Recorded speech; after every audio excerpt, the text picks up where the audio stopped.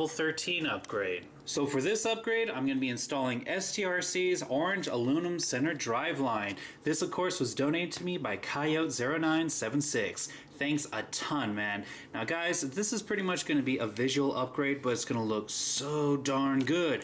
And it's going to match the orange aluminum steering bell cranks I installed in the last upgrade. So let's go ahead and get this thing in there. So in order for me to do this, I need to take out the front or the rear assembly. I'm going to go ahead and choose the front assembly, and there is a reason for that.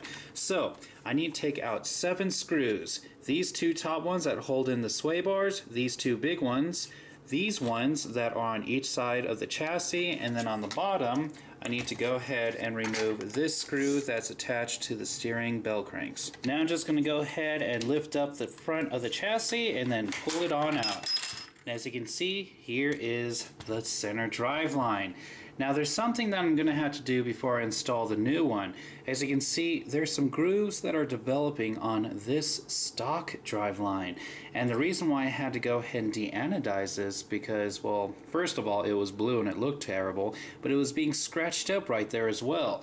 So here on the chassis, you can see where it's been scraping up against it.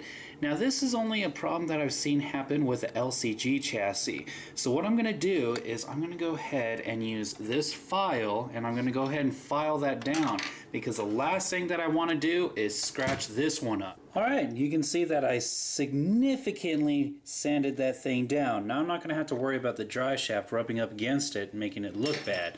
So in order for me to install this, what I'm going to do is just slide it onto the front, push it in right through the chassis, and then I'm just going to go ahead and make sure that it hooks up right here.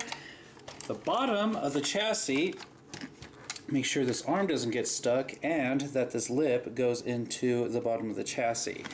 Once everything is lined up just right, all I have to do is push it in. Once all of it is pushed back together, I need to reattach the 7 screws I took out.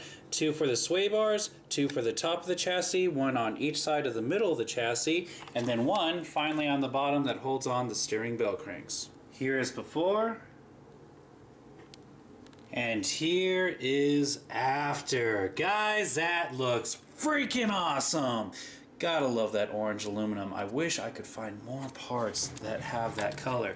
But for now, this upgrade is done. Thanks again, Kojot, for this awesome upgrade, but I am finished.